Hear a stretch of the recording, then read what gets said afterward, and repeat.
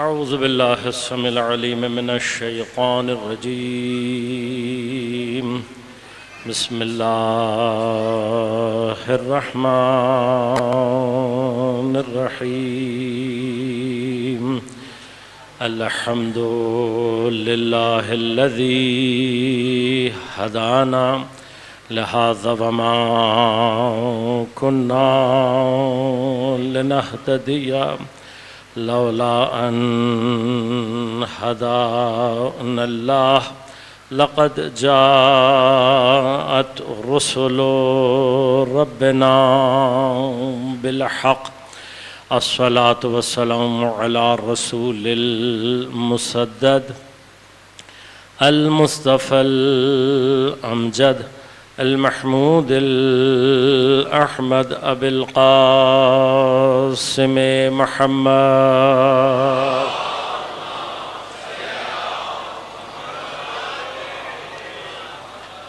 والصلاة والسلام على أسد الله الغالب غالب على كل غالب علي بن أبي طالب.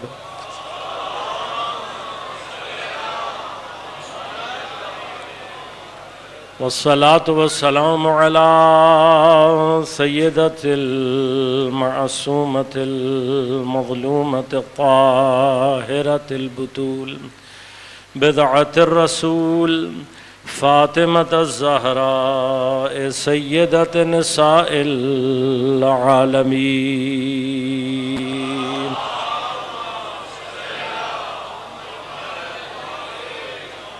والصلاة والسلام على الحسن المجتبى والحسين المظلوم وأهل بيته الطيبين الطاهرين المعصومين المظلومين المنتجبين المنتخبين لا سيما بقية الله في الأرضين روحي وأرواح العالمين لتراب مقدمه الفداء ولعنة الله على أعدائهم أجمعين. أما بعد، قال الله تعالى في كتابه الكريم: بسم الله الرحمن الرحيم. الله ولي الذين آمنوا يخرجهم من الظلمات إلى النور والذين كفروا أولياؤهم الطاغوت يخرجونهم من النور إلى الظلمات أولئك أصحاب النار هم فيها خالدون. صلوات.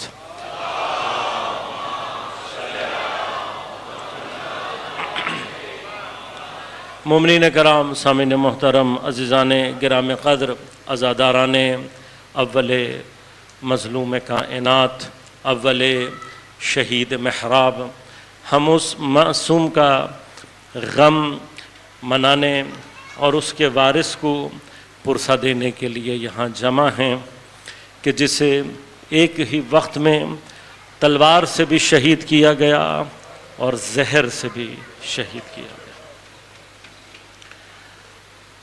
آج جناب زینب تیسری شام غریبہ منائیں گے۔ اس سے پہلے 2 شام غریبہ منا چکی ہیں۔ آج جناب زینب و جناب ام کلثوم کی تیسری شام غریبہ۔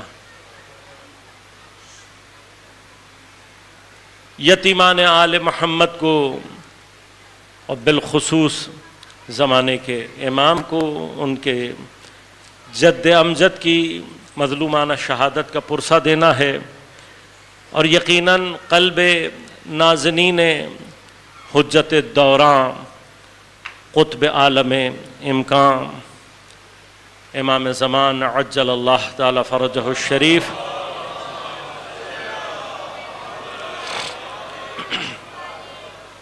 حالیہ پیش آنے والی شہادتوں اور حادثات سے بھی مغموم ہوگا، ان تمام غموں کا پرسہ دینے کے لیے ان مجلسوں کا انعقاد کیا گیا۔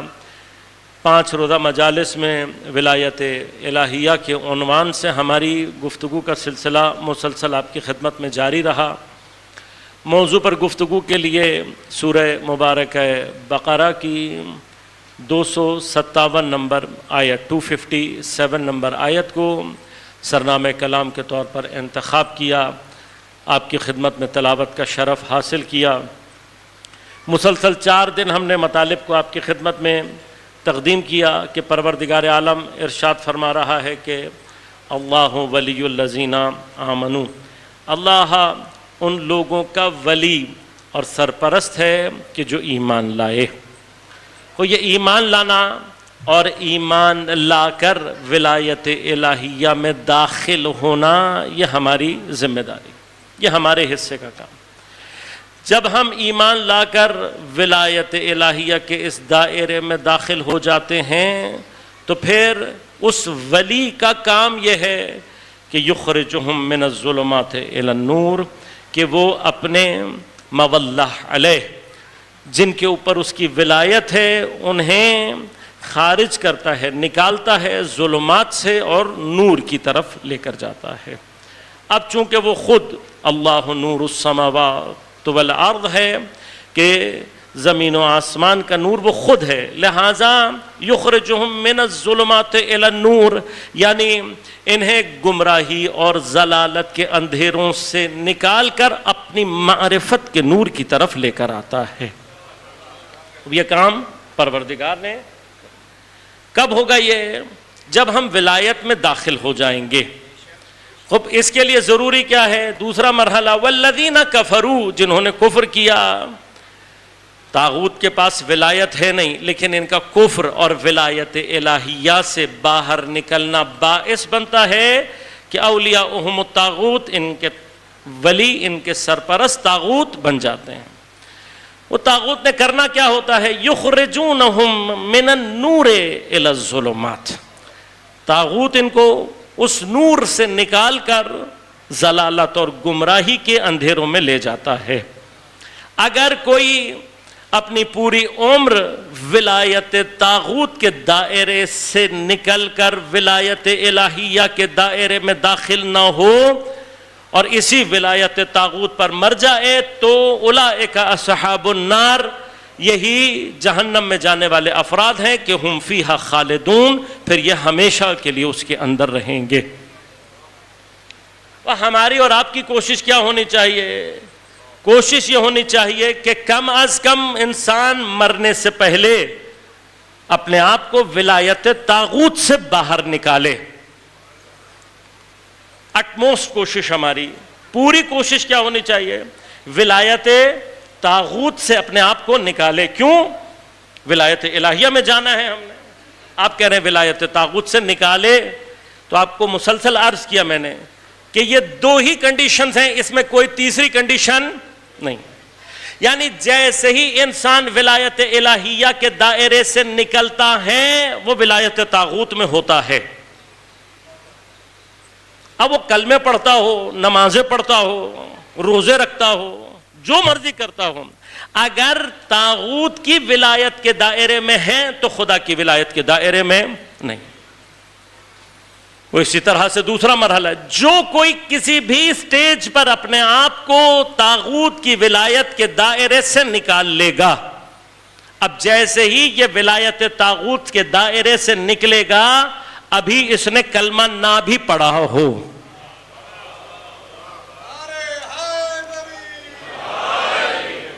بحث کلمے کی نہیں ہے، یہ یاد رکھیے گا۔ میرے پاس عنوان نہیں ہے، کبھی موقع رہا دین مبین اسلام کا بھی، تاریخ کا بھی اور قرآن کا بھی ایک اہم ترین موضوع منافقت ہے کہ جو ہمارے ہاں عام طور پر بیان نہیں ہوتا، لیکن مہم ترین ہے۔ جس موضوع نے، جس چیز نے اسلام کو سب سے زیادہ نقصان پہنچایا ہے وہ منافقین کا گروہ ہے، اور ابھی بھی دین مبین اسلام کو جو سب سے زیادہ نقصان پہنچا رہے ہیں وہ منافقین ہیں۔ اب یہ خدا کا اپنا ایک نظام ہے کہ خدا نے کہیں پر بھی، آپ پورا قرآن اٹھا کر دیکھ لیں، کسی ایک جگہ پر بھی آپ کو خدا کا یہ قانون نہیں ملے گا کہ جو کوئی اپنی زبان سے کلمہ پڑھ لے ہم اسے مسلمان سمجھ کر جنت میں داخل کر دیں گے۔ پورے قرآن میں کہیں ایسا کچھ نہیں ملے گا، کہیں نہیں کہا قرآن نے کہ تم صرف کلمہ پڑھ لو اس کے بعد تمہیں جنت مل جائے گی، یہ نہیں ملے گا۔ لیکن یہ ضرور ملے گا کہ خدا یہ کہتا ہے کہ جو کلمہ پڑھ رہے ہیں میں جب تک ان کو آزما نہیں لوں گا، اور یہ آزمائش میں اپنا ایمان ثابت نہیں کریں گے، میں ان کے منہ سے نکلے ہوئے الفاظ کو اپنے لیے کوئی اہمیت نہیں دوں گا۔ لہذا ایک نہیں کئی مقامات پر قرآن کریم کچھ بدو آتے ہیں پیغمبر کے پاس، آ کر کہتے ہیں ہم ایمان لائے۔ اذ قالت الاعراب آمنا، وہ آ کر کہتے ہیں ہم ایمان لائے۔ کہا اے نبی ان سے کہہ دو کہ یہ کہیں اسلمنا، تم ابھی صرف اسلام لائے ہو، ایمان تمہارے دلوں میں ابھی اترا نہیں ہے۔ سورہ عنکبوت کے جسے آپ انشاءاللہ آنے والی ابھی جو شب قدر ہے اس میں آپ مطالعہ کریں گے، اس کی تلاوت کریں گے۔ سورہ عنکبوت کی دوسری آیت، احسب الناس ان یترکوا ان یقولوا آمنا وهم لا یفتنون، کیا لوگوں نے یہ گمان کر رکھا ہوا ہے کہ جب یہ اپنے منہ سے کہیں گے آمنا تو انہیں چھوڑ دیا جائے گا اور ہم انہیں آزمائیں گے؟ نہیں، اللہ کا نظام ہے۔ لقد فتن الذین من قبلہم، ان سے پہلے کے لوگوں کو بھی آزمایا ہے، انہیں بھی آزمائیں گے۔ کیوں؟ اللہ جاننا چاہتا ہے ان میں سے سچ کون بول رہا ہے اور جھوٹ کون بول رہا ہے۔ موضوع اپنی جگہ، میں تفصیل سے اس موضوع میں نہیں اترنا چاہتا، لیکن معیار اللہ تبارک و تعالی نے زبان کے کلمے کو کہیں پر بھی قرار نہیں دیا۔ زبان کا کلمہ قرآن کے نزدیک کلمہ نہیں ہے، تو قرآن کلمہ کسی کو کہتا ہے؟ قرآن کہتا ہے وہ جو تم اپنے عمل سے ثابت کر دو گے، میرے نزدیک ایمان وہ ہے۔ لہذا یاد رکھیے گا کہ مومن آل فرعون وہ ہے کہ جس نے اپنے ایمان کو چھپا کر رکھا ہوا تھا، یعنی اس نے پوری عمر کہیں کلمہ نہیں پڑھا، کبھی کسی کے سامنے نہیں پڑھا۔ اگر اس نے پڑھا ہوتا تو قرآن گواہی نہ دیتا کہ اس نے ایمان چھپایا ہوا تھا۔ قرآن نے گواہی دی، اس کا مطلب اس کا کلمہ کسی نے نہیں سنا تھا، لیکن ایک عمل سے اس نے اپنے ایمان کو ثابت کر دیا۔ عمل یہ تھا جناب موسیٰ کی جان بچائی۔ جناب موسیٰ کی جان بچانا اتنا بڑا عمل تھا، اپنے زمانے کے استکبار، اپنے زمانے کے فرعون کے سامنے موسیٰ کی مدد کرنا۔ گرچہ اپنے آپ کو خاموش رکھا ہوا ہے، ایمان کا اظہار نہیں کر رہا، یہ میدان جہاد میں نہیں اترا ہے، لیکن جہاں تھا اپنے ایمان کو چھپا کر رکھا۔ لیکن جب اللہ کے نبی کو مدد کی ضرورت تھی تو مدد کی۔ اب اگر کوئی خاموش رہ کر زمانے کے نبی کی جان بچا لے، اس کے ایمان کی گواہی قرآن دیتا ہے۔ اب جو ایک مرتبہ جان بچا لے وہ مومن آل فرعون بن جاتا ہے، اور جو 40 سال سید الانبیاء کی حفاظت کرتا رہے۔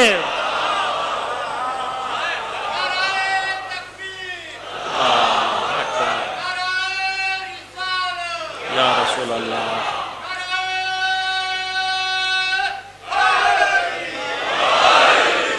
اسے کلمہ پڑھنے کی ضرورت، یہ الگ موضوع ہے کہ کبھی انشاءاللہ گفتگو رہی تو عرض کروں گا کہ جناب ابو طالب علیہ السلام ان افراد میں سے تھے ہی نہیں جو کلمہ پڑھنے کے لیے آئے تھے، جناب ابو طالب کلمہ پڑھوانے کے لیے آئے تھے۔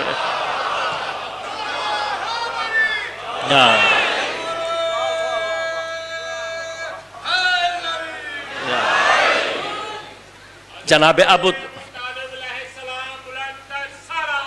اللہم صلی علی محمد وعجل فرجہ۔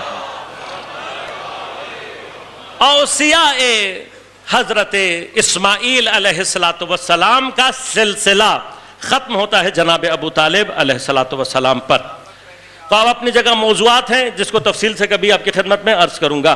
اب بحث صرف یہ ہے عزیزوں کہ اللہ تبارک و تعالی یہ فرماتا ہے عمل چاہیے.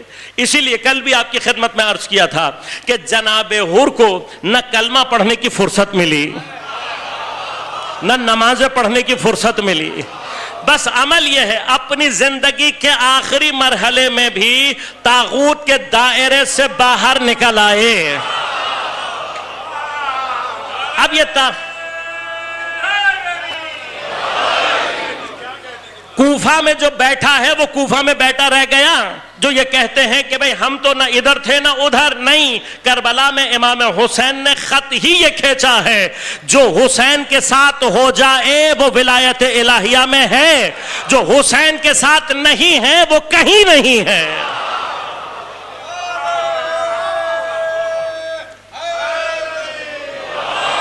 لہذا اب عمل کے ذریعے سے، یعنی میں عمل کے ذریعے سے اگر کہیں بھی ولایت طاغوت کے دائرے سے نکل گیا، مہم کیا ہے؟ طاغوت کے دائرے سے نکلنا. کیوں؟ تیسری کوئی کنڈیشن نہیں ہے. جیسے ہی طاغوت کے دائرے سے نکلا الٹیمیٹلی ولایت الہیہ میں داخل ہو جائے گا.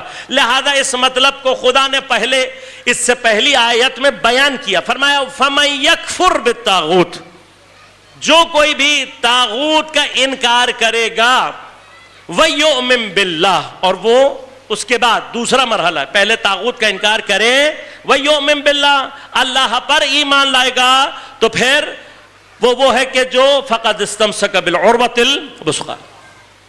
اور کل میں نے آپ کی خدمت میں عرض کیا تھا یہی ترکیب ہے لا الہ الا اللہ میں. لا الہ کفر ہے طاغوت پر کہ جب تک تم اس لا الہ کو معنی نہیں دو گے الا اللہ کی منزل پر کبھی پہنچ نہیں پاؤ.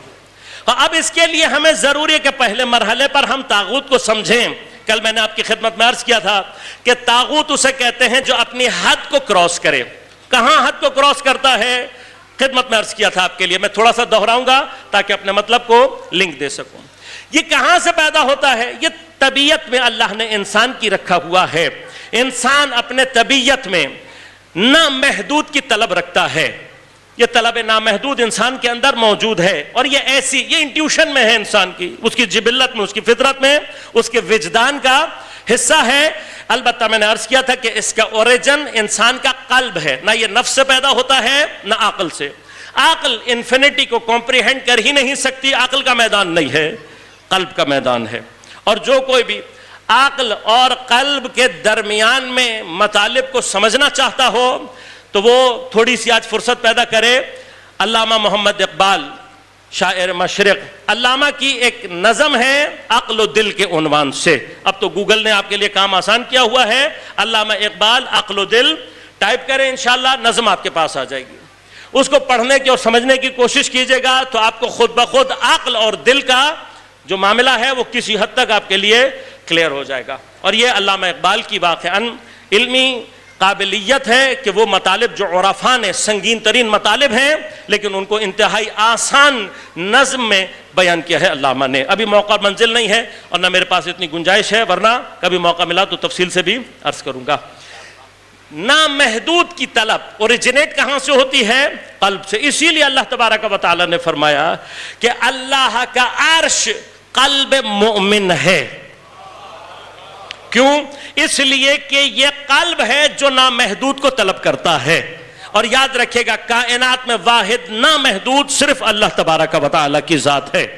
اب اگر یہ طلب نامحدود اس لامحدود کو طلب کرنے لگے تو کیا ہوتا ہے؟ ایکوالٹی ہے نا، نامحدود طلب ہے. جب لامحدود ذات کو طلب کرنا شروع کرتی ہے تو اس قلب کو اطمینان آتا ہے. The only way to get satisfaction، یہ جو اکنامکس میں اور پوری دنیا میں ایک بحث ہے کہ اب سیٹسفیکشن کیسے حاصل کریں. سیٹسفیکشن آپ کا قلب، یہ انٹیوشن ہے، میں نے عرض کیا وجدانی ہے. لہذا کوئی بچہ چھوٹا سا جس کی عقل ذرا سی مستقر ہو چکی ہو، فہم پیدا ہو گیا ہو، چیزوں کو سمجھتا ہو، اگر آپ اس سے بھی پوچھیں گے کہ بھئی تمہاری جو بھی فیوریٹ چیز ہے اگر تمہیں اختیار دیا جائے کہ تمہیں جتنی تم چاہو اتنی ملے گی، مثلاً چاکلیٹ ہے، کوئی بسکٹ ہے، کوئی اینی تھنگ، کوئی بھی چیز جو بچے کو پسند ہے، جتنی تم چاہو، تو پہلے تو بچہ تھوڑی دیر سمجھنے کی کوشش کرے گا کہ میرے پاس کتنی کی گنجائش ہے، اتنی آپ کہیں نہیں جتنی تم چاہو. تو آخر میں آ کر بچہ اگر سمجھ جائے گا تو جملہ کیا کہے گا اتنی چاہیے کہ ختم نہ ہونے والی ہو. یہ بچے میں بھی ہے، بچہ بھی متوجہ ہو جائے. کتنی ہونی چاہیے؟ کہ اتنی ہونی چاہیے کبھی ختم، کیونکہ یہ انٹیوشن ہے، اس کے لیے فلسفہ نہیں چاہیے. یہ انسان کا وہ وجدان ہے، یہ قلب کا وہ حصہ ہے کہ جو اللہ نے اس کے اندر ودیت کیا ہے.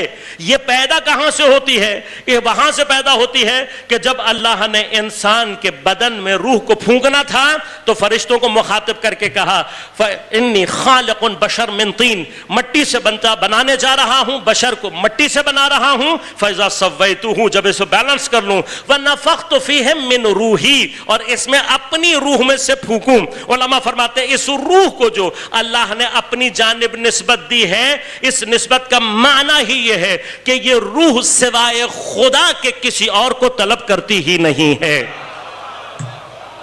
اب یہ خدا کو طلب کیسے کرتی ہے؟ یہ طلب کرتی ہے ایسے، یہ جو فطری طلب خدا ہے یہ ایسے ہے کہ یہ نامحدود کو طلب کرتی ہے، اسے نامحدود چاہیے. اب نامحدود اگر اس کی ڈائریکشن صحیح ہو جائے تو واحد نامحدود اللہ ہے. بس یاد رکھیے گا جس دن انسان خدا کو چاہنے لگتا ہے، طلب واقعی انسان کی خدا بن جائے، اس دن یہ قلب خود بخود سکون کی منزل میں آ جاتا ہے. اب جس دل کا حقیقی مطلوب خدا ہو جائے وہ اتنا مطمئن ہو جاتا ہے کہ سارا گھر خدا کی راہ میں قربان کرنے کے بعد بھی اس کے چہرے پر اور اس کے ماتھے پر کوئی شکن نمودار نہیں ہوتی. پورا گھر قربان کر کے جو تمام اطمینان کے ساتھ ایسا سجدہ کرے، اسی کا حق ہے کہ خدا اس کے لیے کہے یا ایتھا النفس المطمئنہ ارجعی الی ربک راضیۃ مرضیہ. یہ اطمینان رکھنے والا نفس اگر اس قلب میں طلب خدا کی پیدا ہو جائے تو وہ اس منزل کو نفس مطمئنہ کی پہنچ جاتا ہے کہ جس کو اظہار کربلا میں سید الشہداء نے اس انداز سے کیا. لیکن اب مشکل کہاں ہوتی ہے؟ مشکل یہاں سے شروع ہوتی ہے. اگر یہی طلب نامحدود غیر خدا کی طرف چلی جائے، اب خدا کو چھوڑ کر آپ کہیں پر بھی چلے جائیں، جہاں جائیں گے وہ سب محدود ہے، وہ سب ختم ہونے والا ہے. اب طلب نامحدود، اس کو جتنا مرضی پیسہ دے دو یہ نہیں بھرے گی. کیوں؟ نامحدود ہے. پیسہ ختم ہو سکتا ہے، طلب ختم نہیں ہوتی. جتنی مرضی قدرت اس کو دنیاوی دے دو، وہ قدرت ختم ہو جائے گی، طلب ختم. لہذا کیا ہوتا ہے؟ اب جیسے ہی یہ طلب غیر خدا کی طرف جاتی ہے، جتنا حاصل کرتی ہے اتنی اس کے اندر ڈس سیٹسفیکشن بڑھنا شروع ہو جاتی ہے، لالچ بڑھتی ہے، طمع بڑھتی ہے. پھر جتنا ملتا چلا جاتا ہے اور کی لالچ اسے اپنی حد سے باہر نکالتی ہے. بس جہاں یہ اپنی حد سے باہر نکلتا ہے وہیں سے یہ طاغوت کا عنوان اختیار کر لیتا ہے.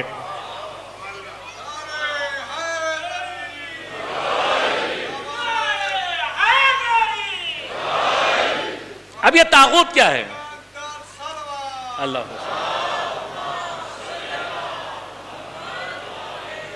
اگر میں یہ سمجھانے میں کامیاب ہو گیا، میں سمجھتا ہوں میں نے ولایت الہیہ کی اس گفتگو میں اپنی آج تمام 5 دن کی گفتگو کا حاصل مجھے مل گیا. طاغوت کیا ہے؟ اپنی حد سے تجاوز کرنا. اب اس طاغوت کی بھی جیسے کفر کی ایک بہت ہی ہلکی، جس کو کفر یا شرک خفی کہتے ہیں، اسی طرح سے طغیان خفی، طاغوت ہلکا چھپا ہوا طاغوت. یہ کہاں پر ہوتا ہے؟ یہ بڑا خفی ہوتا ہے، بڑا خوفناک ہوتا ہے. یہ کیا ہے طاغوت؟ یہ طاغوت وہ جو خفی ہے، یہ شروع وہاں سے ہوتا ہے جب انسان کو کوئی چیز ایسی ملے کہ جس کا وہ استحقاق نہیں رکھتا ہو. اگر میں نے یہ مطلب پہنچا دیا، میں سمجھتا ہوں کہ میں نے اپنا کام انجام دے دیا. کہاں سے شروع ہوتا ہے طاغوت؟ یہ طاغوت ایک دم سے تھوڑی بنتا ہے، آسمان سے نہیں آتا. یہ ہمارے اور آپ کے درمیان سے ہی پلتا ہے. میرے اور آپ کے درمیان سے طاغوت بنتا کیسے ہے؟ اس کی ابتدا دیکھیں. وہ جو دوسروں کے مال پر نظر ڈالے گا وہ پہلے دن سے ایسا نہیں ہوتا. اللہ نے کسی کو ایسا نہیں بنایا, یہ آہستہ آہستہ بنتا ہے. پہلی منزل جو انسان کو طاغوت کی طرف لے کر جاتی ہے وہ کون سی منزل ہے؟ کہ جب اسے وہ ملے جس کا وہ استحقاق نہ رکھتا ہو. آپ حق نہیں رکھتے, آپ کو دے دیا گیا, آپ نے بھی کہا الحمدللہ ھذا من فضل ربی. عزیز دلم, یہ فضل ربی نہیں ہے.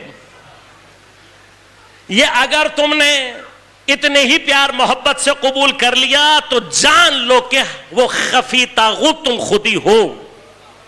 ولایت تو بہت دور کی بات ہے, ولایت دور کی بات ہے, خود طاغوت بن جاؤ گے. طاغوت ہمارے اور آپ کے درمیان سے ہی ہے نا, اللہ کے مقابلے پر کچھ نہیں ہے. خفی ترین طاغوت, چھپا ہوا طاغوت کہاں ہوتا ہے؟ جہاں آپ جس چیز کی اہلیت نہیں رکھتے, آپ استحقاق نہیں رکھتے, آپ کا حق نہیں تھا, بغیر آپ کے حق کے کوئی چیز ملی اور آپ نے خوشی خوشی رکھ لی. یہ خوشی خوشی رکھنے والا مقام, یہیں سے معاملہ خطرناک شروع ہوتا ہے. جنگ جمل پتہ ہے کیا ہے؟ کبھی جنگ جمل سمجھنے کی کوشش کی ہے آپ نے؟ یہ جمل میں جو حضرت امیر کے خلاف اتنی بڑی تعداد لڑنے کے لیے آئی ہے, ان کا حضرت امیر سے مسئلہ کیا تھا؟ کیا مسئلہ تھا؟ کیوں لڑ رہے تھے یہ حضرت امیر سے؟ طلحہ اور زبیر ہیں, یہ وہ لوگ ہیں کہ جو حضرت امیر کے ساتھ خطرناک ترین جنگوں میں کمر سے کمر لگا کر کھڑے رہے ہیں. انہوں نے قربانیاں دی ہیں. زبیر کوئی معمولی انسان نہیں ہے. بعض روایات, تاریخ کی روایت بعض کہتی ہیں کہ وہ 4 افراد کہ جن کو حضرت امیر نے کہا تھا کہ میری ولایت کی گواہی دینے کے لیے آنا, سر منڈا کر, ان 4 میں سے بعض نے ایک نام زبیر کا نام لکھا ہے. آسان نہ سمجھیں عزیزوں, یہ زبیر جمل میں حضرت امیر کے مقابلے کیا چیز ہے کہ جو جمل کے لوگوں کو حضرت امیر کے مقابلے پر لے کر آئی؟ کیا یہ پہچانتے نہیں؟ سب پہچانتے ہیں. ان کی مشکل کیا ہے؟ ان کی مشکل صرف ایک ہے. حضرت امیر نے کہا تھا جو تمہیں بغیر استحقاق کے ملا ہے وہ میں واپس لے لوں گا. یہ جو پیچھے ایک سلسلہ شروع ہوا تھا کہ ہاں بھئی تم بدری ہو, تمہیں ڈبل ملے گا, تم احد میں کہیں تھے, چاہے بھاگے تھے, چاہے کچھ کیا تھا, تمہیں بھی ڈبل ملے گا.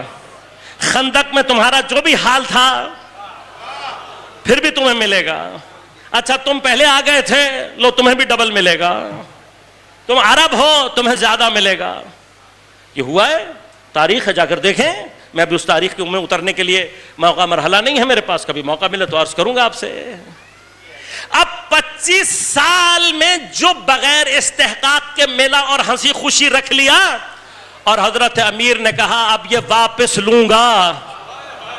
جنہوں نے اپنی جان اسلام کے لیے قربان کر دی تھی, وہ پیسہ جو بغیر استحقاق کے ملا تھا وہ قربان نہ کر سکے. طاغوت یہاں سے شروع ہوتا ہے, یہ ہے طاغوت. لہذا حضرت ابو ذر غفاری رضوان اللہ تعالی علیہ تیسری خلافت میں جلا وطن کر دیا, شام پہنچ گئے. اب شام کے جو لوگ تھے, چونکہ حضرت ابو ذر جو نعرہ لگا رہے تھے وہ استعمار اور استحصال اور استکبار کے خلاف تھا, مینیپولیشن کے خلاف تھا. حضرت ابو ذر یہ کہہ رہے تھے یہ بیت المال لوگوں کا مال ہے, تمہارا ذاتی مال نہیں ہے. اب یہاں سے مسئلے مسائل شروع ہو رہے تھے. جس چیز کو حضرت ابو ذر نے اپنا عنوان بنایا تھا وہ یہی مسئلہ تھا. کیا ہوا؟ انہوں نے دیکھا کہ بھائی ابو ذر شور بہت مچا رہا ہے پلاننگ کی. حضرت ابو ذر کو بلا کر کہا ہم تمہیں 1000 درہم دینا چاہتے ہیں. بہت ہوتا ہے 1000 درہم. حضرت ابو ذر نے کہا بھئی میں کیا کروں گا؟ پہلے تو کہا کہ یہ تمہارا اپنا ذاتی مال ہے. کہا نہیں, بیت المال کا ہے. کہا جب ذاتی مال نہیں ہے تو پھر کس حیثیت سے دے رہے ہو؟ بیت المال پہ تمہارا استحقاق نہیں ہے, اور اگر بیت المال سے ہی مجھے کچھ ملنا ہے تو جو ملنا چاہیے وہ اتنا جتنا میری ضرورت ہے. یہ 1000 درہم میری ضرورت نہیں ہے. لیکن زبردستی دھمکیاں دے کے بلاخر رکھوا دیا. پلان کیا تھا؟ پلان بڑا سادہ سا تھا. عوام کی جاہلیت کو اگر کہیں استعمال کر لیا جائے تو امامت اور نبوت اس کے سامنے لرز جاتی ہے. یہ تو بیچارے ابو ذر تھے, عنوان ہے یہ، ہم عنوان سننا نہیں چاہتے، ان عناوین پر ہم بحث کرنا نہیں چاہتے کہ جاہلیت کیا ہوتی ہے۔ سب سے زیادہ مشکل مرحلہ ہمیشہ امامت کو، نبوت کو، عصمت کو وہاں پیش آیا جہاں جاہلیت مقابلے پر آ گئی۔ جاہل سے مقابلہ آسان ہے، جاہلیت سے مشکل ہے۔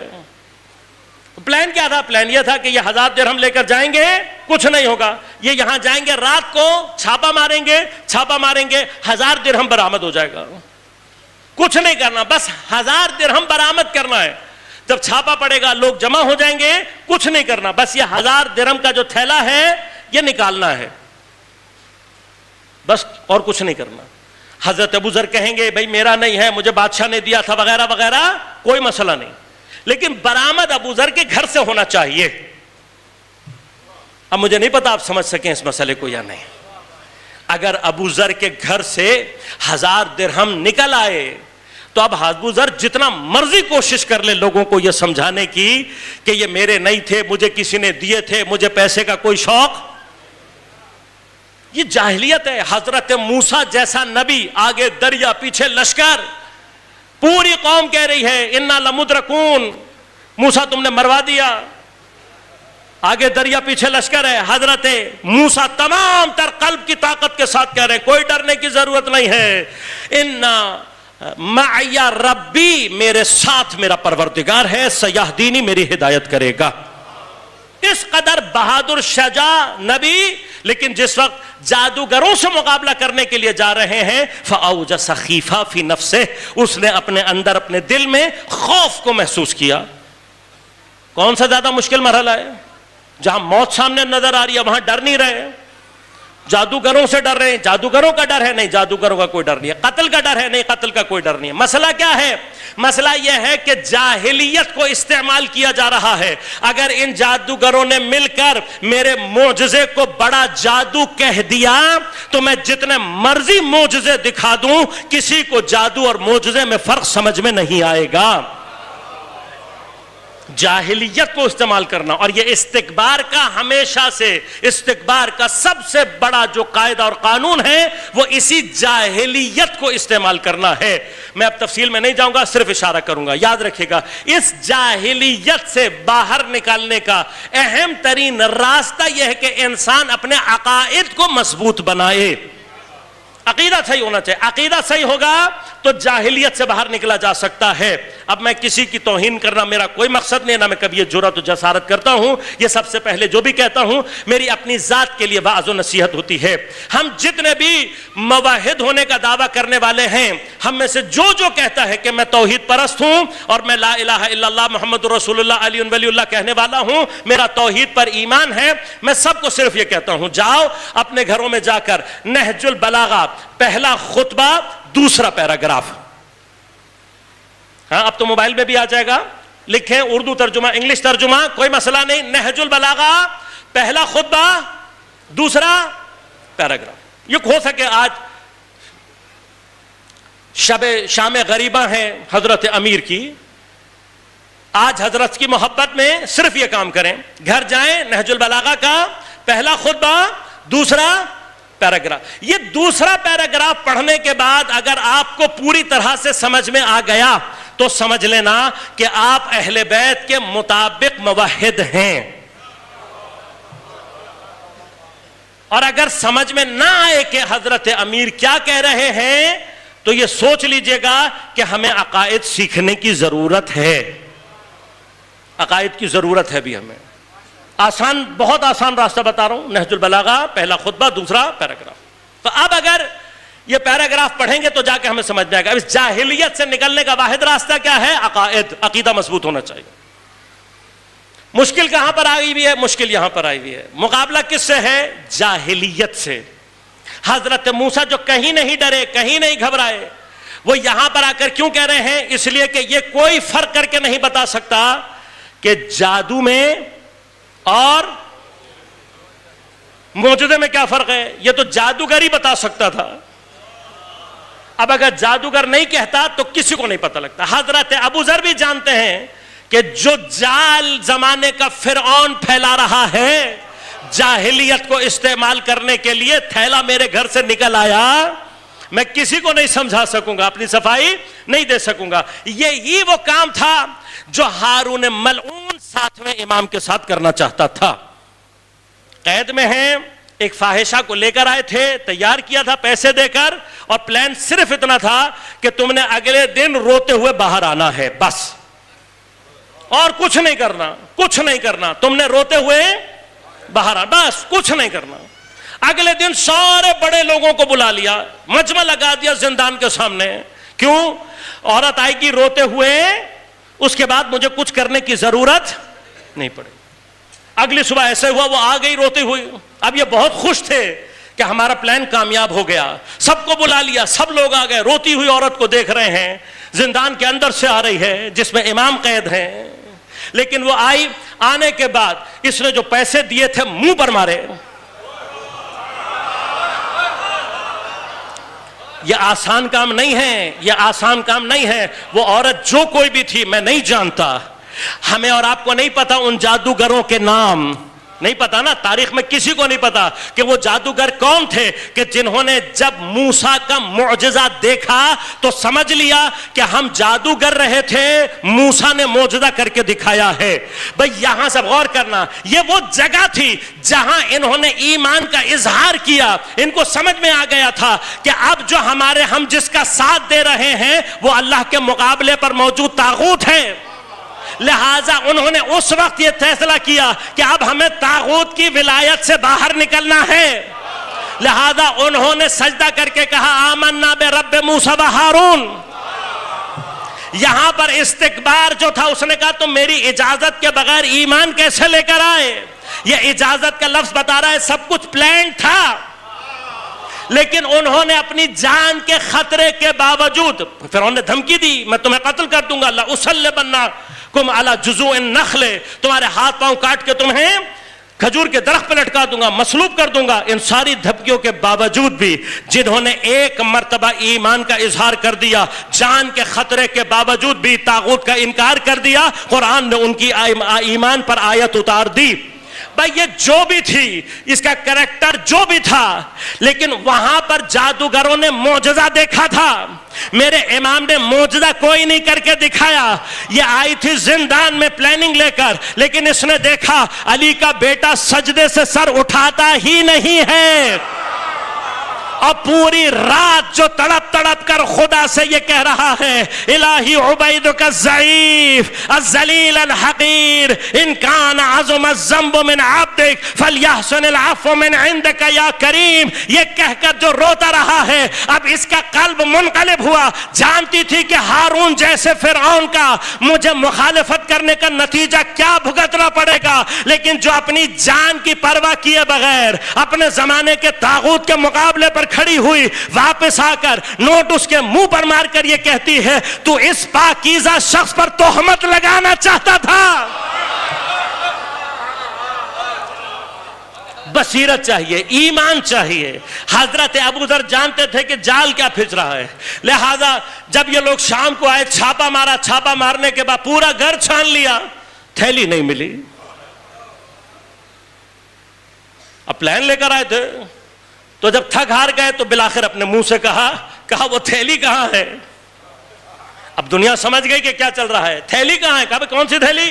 کہا وہ جو بادشاہ نے تمہیں 1000 درہم کی دی تھی. کہا تو کہاں ہے؟ کہا بھئی میری نہیں تھی, میری نہیں تھی, مجھے دے دی تھی, میں استحقاق نہیں رکھتا تھا. تو کہا کیا؟ کہا 1000 کا 1000 درہم غریبوں میں بانٹ آیا. جن کا مال تھا ان تک پہنچا دیا, میرا حق نہیں تھا. بس یاد رکھنا یہ پہلی بنا ہوتی ہے. اگر ہمیں ہمارے حق سے زیادہ مل رہا ہو اور ہم خاموش رہیں, یہ خاموشی ہی ہمیں طاغوت کی ولایت میں لے آتی ہے. میں سیاسی آدمی نہیں ہوں, لیکن متوجہ کرنا میرا کام ہے. معذرت کے ساتھ, میں آپ کو بہت برا لگ جائے گا لیکن پھر بھی کہہ رہا ہوں. اب میں کہہ کر جا رہا ہوں, غور سے سنیے گا. پاکستان کے باقی تمام صوبوں میں حالات آپ کے سامنے ہیں. کوئی ایک صوبہ ترقی کر رہا ہو, باقی نہ کر رہے ہوں. اس صوبے کے لوگ اگر خاموش رہیں, دیکھیں آپ کا حق ہے جو مل رہا ہے جتنا ملنا چاہیے, لیکن کسی کا چھین کر آپ کو دیا جائے, علی کا اگر ماننے والا ہو تو قبول نہیں کرے گا. بس یہ یاد رکھیے گا, یہ بنیاد ہے ہماری. ہمیں وہ نہیں چاہیے جو ہمارا حق نہیں ہے. یہ جو یورپ میں اتنا سناٹا ہے اس کی وجہ کیا ہے؟ پورے افریقہ کا استحصال کیا ہے, ان کے بچوں کے منہ سے نوالے چھینے ہیں اور وہاں کھلایا گیا ہے. یہ جو اکثریت کے منہ سے آواز نہیں نکل رہی, کیوں؟ اس لیے کہ ان کو ڈر ہے کہ اگر ہم نے افریقہ کے لوگوں کو ان کا حق دلانا شروع کیا, ہمارے اپنے پاس کچھ نہیں بچے گا. بس جہاں یہ فکر آ جائے وہیں سے جمل کا آغاز شروع ہو جاتا ہے. یہ جمل ہے, یہ طاغوت ہے, یہ آتا ہے سامنے. اب یہ بنیاد ہے, یہاں سے آگے آپ چلتے چلے جائیں, یہ پہلا مرحلہ ہے. اب اس کے آگے جتنا اپنے استحقاق سے زیادہ لیتا چلا جائے گا اتنا خوفناک طاغوت ہوتا چلا جائے گا. بس اب وہ کرتا کیا ہے؟ اپنے لیے جمع کرنے کے لیے لوگوں کو مینیپولیٹ کرتا ہے, استحصال کرتا ہے, ان کے درمیان میں تفرقہ پیدا کرتا ہے, انہیں آپس میں لڑاتا ہے. لہذا یاد رکھیے گا, طاغوت اور شیطان کی پالیسی ہے ڈیوائیڈ اینڈ رول کی. اب کوئی کتنا مرضی اپنے آپ کو مسلمان کہے, اگر اس کی حکومت کی پالیسی ڈیوائیڈ اینڈ رول کے اوپر ہے تو جتنے مرضی کلمے پڑھ لے وہ زمانے کا طاغوت ہے. اب میں کسی کے لیے نہیں کہہ رہا, پاکستان میں ہر وہ سیاستدان جو یہ کام کر رہا ہے طاغوت ہے.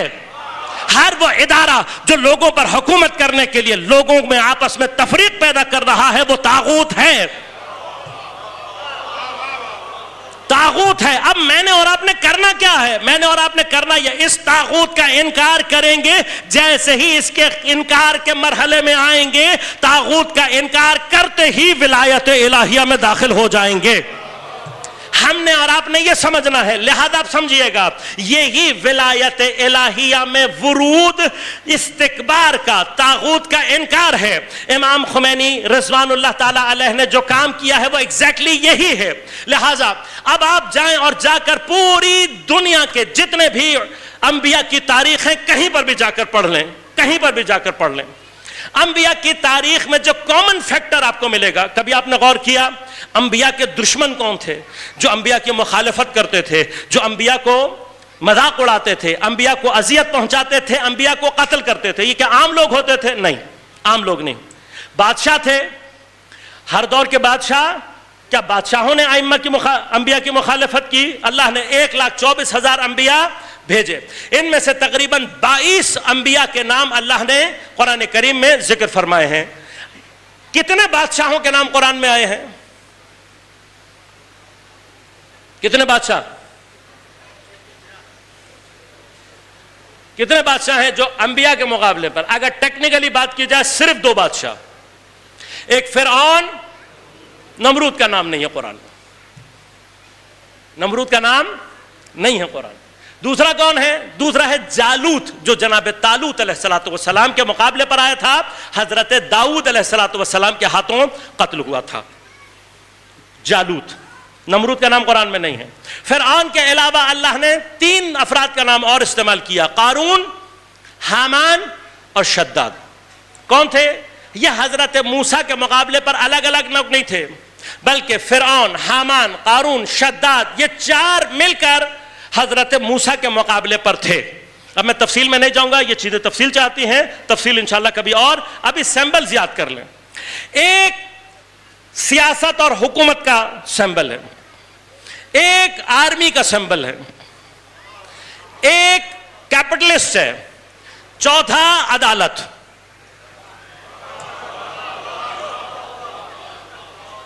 بتا دیا میں نے, یہ چاروں مل کر حضرت موسیٰ کے مقابلے پر تھے.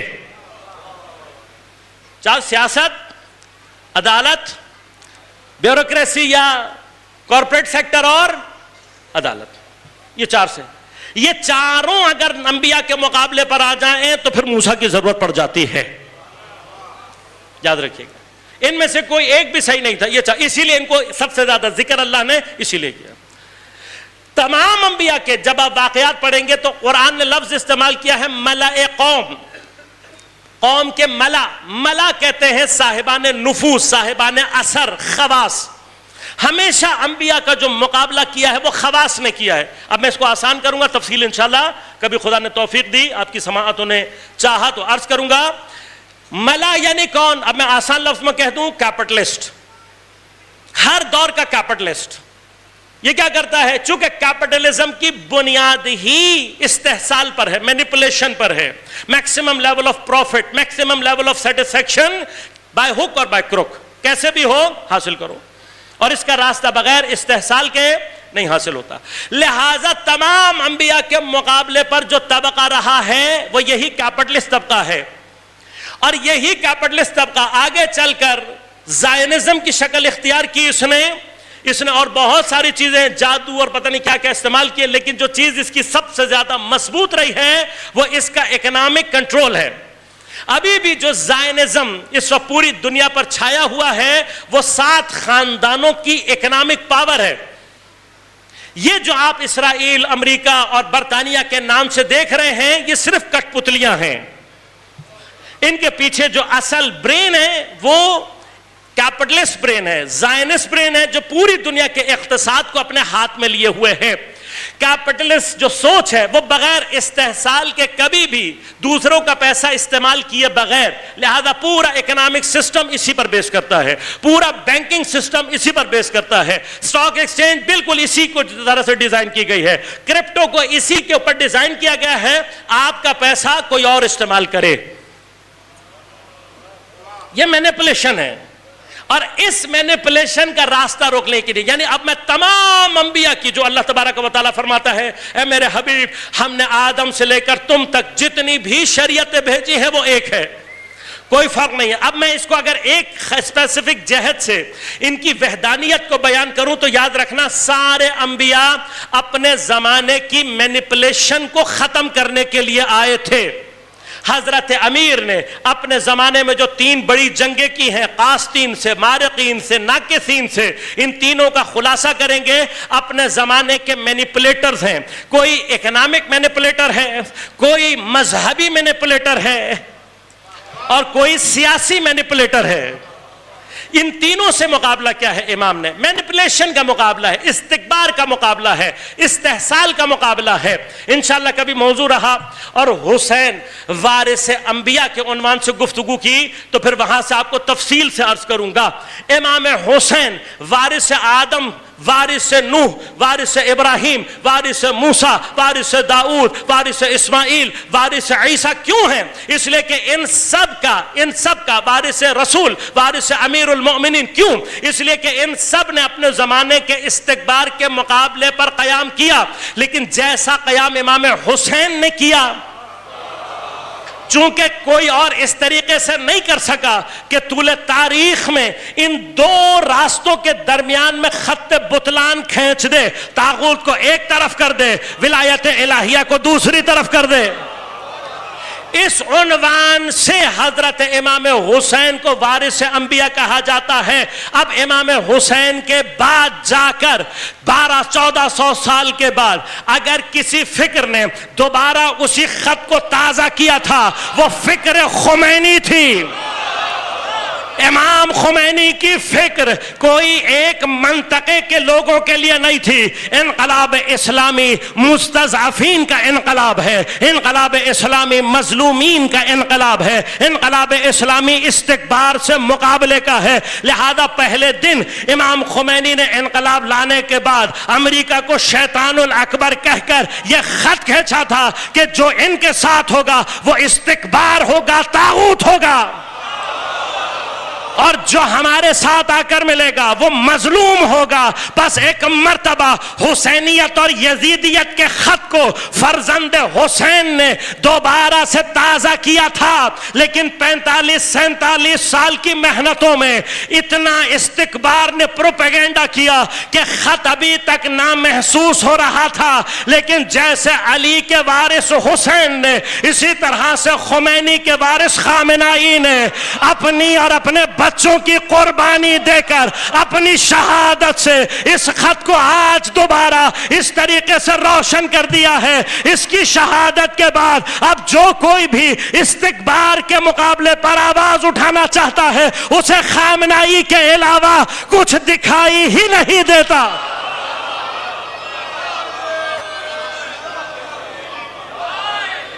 لہذا اس تو ایسے نہیں.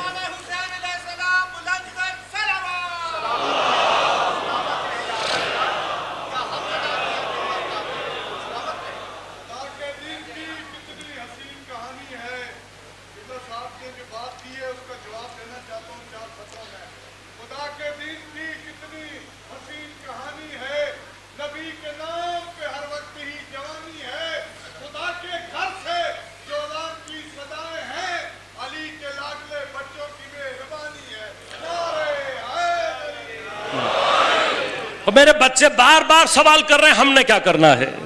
اس وقت یقین کریں یہ خط اتنا روشن ہو گیا، روشن ہوا. ابھی آپ جا کر دیکھیے گا، بچوں کو کہہ رہا ہوں، ایک بڑی فیمس رائٹر ہے انڈین اروندھتی رائے، بہت فیمس رائٹر. ہمارے مذہب سے کوئی تعلق، ہماری فکر سے کوئی تعلق، ہماری قوم، ہماری زبان، کسی چیز سے تعلق نہیں ہے. جائیے، ابھی تازہ اس نے انٹرویو دیا ہے، تازہ اس کا بیان آیا ہے، جائیں اس کا جا کر بیان سن لیں، جائیں سنیں. یہ جو بیداری پیدا ہو رہی ہے میرے عزیزوں، اس وقت یہ بیداری، یہ وہ بیداری ہے جو کربلا کے بعد جا کر اب دنیا میں اس طریقے سے سامنے آئی ہے. اور یاد رکھنا، یہی بیداری وہ مقدمہ ظہور ہے کہ اگر تم نے اس بیداری کے چراغ کو اپنے لہو سے روشن کر دیا تو پھر ایسی حسینیت کی روشنی پھیلے گی کہ یزیدیت کو اپنی ظلمت اور گمراہی کے لیے دنیا میں کوئی جگہ ملے گی ہی نہیں. یہ حسینیت کے نور کی وہ الہی شمع جل چکی ہے، اسے تم نے اپنے لہو سے اور روشن کرنا ہے. اتنا روشن کرو کہ حسینیت کی اس آگ سے، حسینیت کے اس نور سے یزیدیت کا جو اندھیرا ہے وہ ہمیشہ کے لیے ختم ہو جائے. اب وقت ہے تمہارا.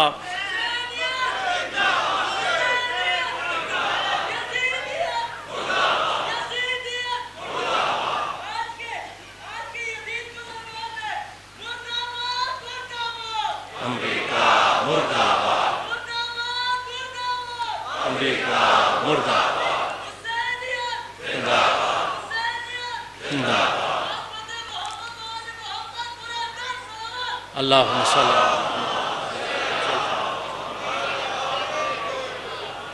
بس یاد رکھنا، اگر اس شہادت سے تمہارے ذہن کلیئر ہو گئے ہیں، بس اس کلیئرٹی کو باقی رکھنا ہے. 2 دن ہو گئے ہیں علی کو زہر کے اثر نے حضرت کے اوپر تاثیر یہ پیدا کی ہے. اسبغ بن نباتہ حضرت کا صحابی ہے، کہتا ہے میں جب عیادت کے لیے گھر پہنچا ہوں اور حضرت کے پاس آیا ہوں تو دیکھا حضرت کا چہرہ اس قدر زرد ہو چکا تھا کہ حضرت کے چہرے پر پڑے ہوئے زرد کپڑے میں اور حضرت کے چہرے کی زردی میں فرق کرنا مشکل ہو رہا تھا.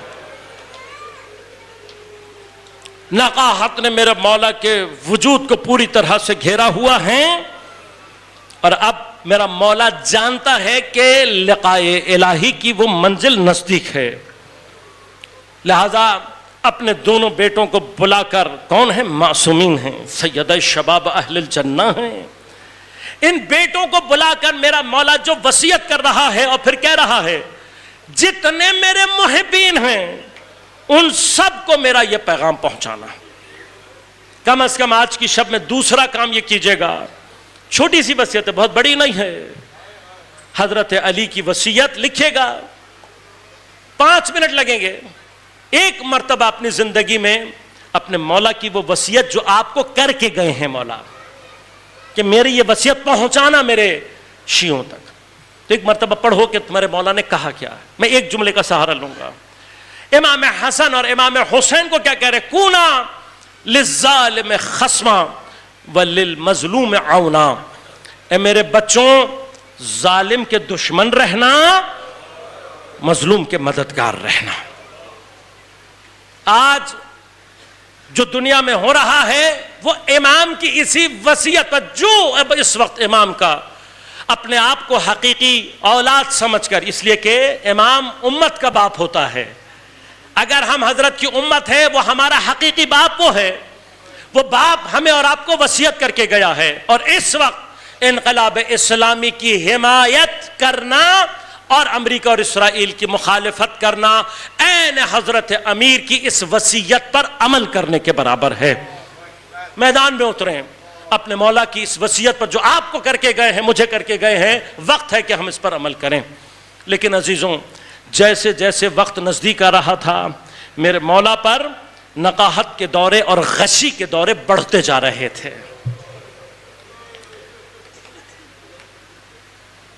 کچھ وصیتیں ہیں عمومی جب کر دیں تب محسوس ہو رہا ہے غشی کے دوران یہ طولانی ہو رہے ہیں۔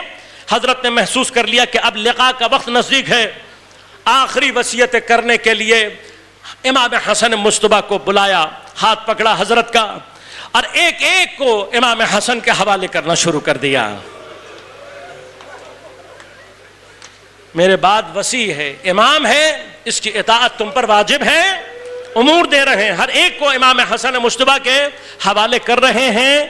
اور اسی اثنا میں حضرت پر غشی کی کیفیت ایسی طاری ہوئی کہ حضرت ایک مرتبہ غشی میں چلے گئے۔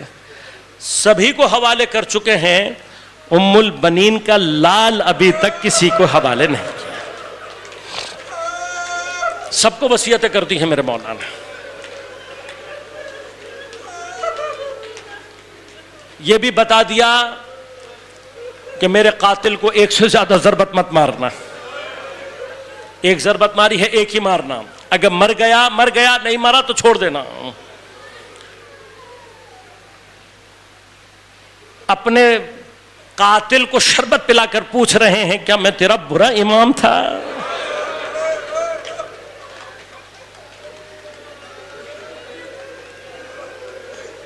رو رہا ہے قاتل، خود کہہ رہا ہے نہیں مولا، آپ سے کبھی کوئی برائی نہیں دیکھی۔